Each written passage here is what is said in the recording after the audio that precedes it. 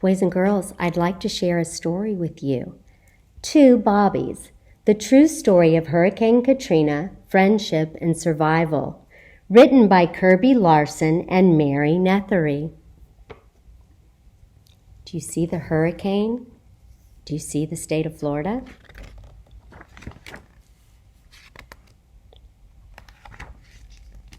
Neither Bobby the dog nor Bob Cat has a tail. And some say that's what brought them together. No one knows for sure how they met. Perhaps their owner had a soft spot for pets with no tails. But the two Bobbies, as they've now come to be known, were each exactly the friend the other needed at exactly the right time. This is their story. The city of New Orleans on the mighty Mississippi is a place many people and pets call home. Jamming with jazz and dressing up fancy for Mardi Gras, it bustled with life day and night. But on August 29, 2005, Hurricane Katrina bore down on the city and everyone who lived there, including a wisp of a cat and one puppy.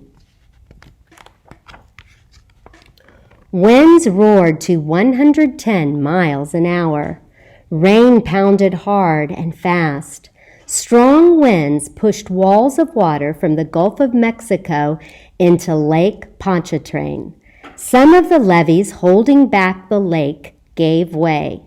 Water poured into the city deeper and deeper. People who had stayed through the storm were finally forced to leave their homes. They had to say goodbye to everything they loved. Many were told they could not take their pets. Bobby and Bob Cat were left behind. Bobby had been tethered with a length of chain. Bob Cat stayed by her side. Together in the silent heat, they waited for help to come. After the storm, volunteers from across the country came to New Orleans to lend a hand. They brought food and water. They rescued people stranded on the roofs of their homes, and they rescued many animals. But with so much damage and confusion, the two Bobbies, they were not rescued. Their food and water were gone. Bobby finally broke free. She dragged along the broken chain with Bobcat close behind. In the early days after the hurricane, the two Bobbies tried to make their way around oily water littered with debris.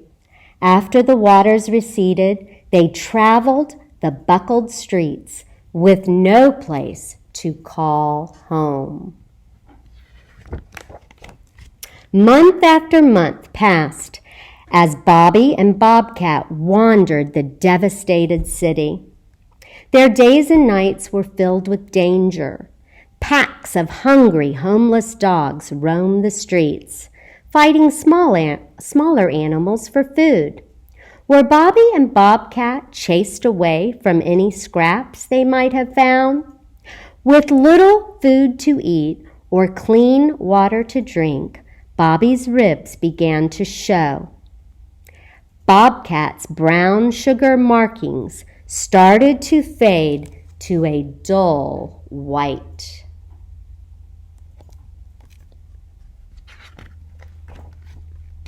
One day in January, 4 long months later, Bobby and Bobcat strayed onto a job site. A construction crew hammered and sawed, fixing up a model damaged by the hurricane. A worker's dog rushed over to play with Bobby. The dog's owner, Rich, noticed Bobcat too. He saw how thin the two strays were, and he began feeding them. He trimmed Bobby's chain, leaving enough to jingle on the ground because Bobcat liked to follow it. But every time Rich tried to touch Bobcat, Bobby growled. After a week of caring for the two Bobbies, Rich got some bad news when his boss came to the job site. He had given permission for one dog, but not two dogs and a cat. He said Bobby and Bobcat had to go. Rich was determined to take them to a safe place, but Bobby still growled whenever Rich got too near Bobcat. She would not let him pick up or even touch her friend, so Rich rattled a bowl full of kibble. Bobby followed the food to Rich's van, and Bobcat followed Bobby. Rich drove them to a temporary shelter. It was called Best Friends Animal Society, and they had set it up in Celebration Station, a former video game arcade. The shelter was completely filled with homeless dogs and cats, but a volunteer welcomed them in, even naming them Bobby and Bobcat for their bob tails. They were placed in separate rooms. All night long, Bobby howled and barked. Bobcat paced back and forth. No one could sleep with Bobby making such a ruckus, so volunteers made a large pen for her and put Bobcat in his small carrier inside Bobby's new cage. Bobby lay in front of Bobcat and whimpered. The volunteers opened the small cage to see what would happen. The two Bobbies touched noses, together again at last. For the next few minutes, the volunteers studied Bobby and Bobcat. They noticed how Bobcat stayed close to Bobby. They saw how he walked with his neck stuck out and how he carefully lifted his front paws, placing them down as if he were unsure of what he might step in. Someone waved a hand in front of Bobcat's face. Bobcat did not jump back. Another volunteer waved her hand. Bobcat did not even blink. Everyone was stunned.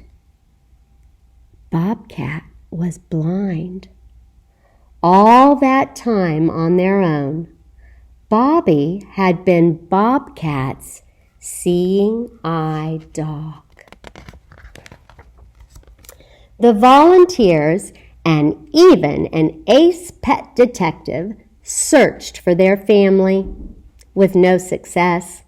1 month later, Celebration Station closed its doors, but Bobby and Bobcat still did not have a home.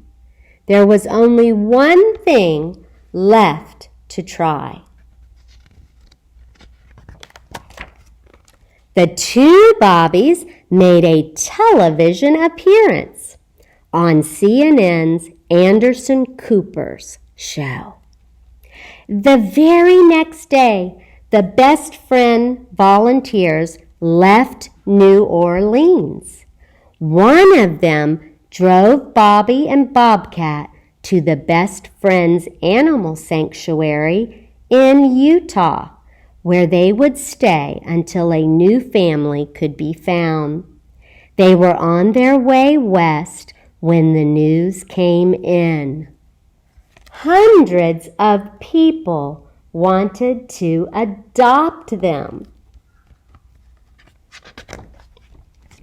It would take a very special family to adopt them together. The volunteers made a list and invited everyone on it to come and meet the two Bobbies.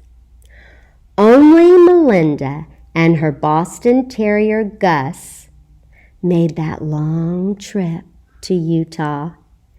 That night, Bobby and Bobcat had a sleepover with Melinda and Gus in one of the cottages on the sanctuary grounds. Would the two Bobbies choose Melinda?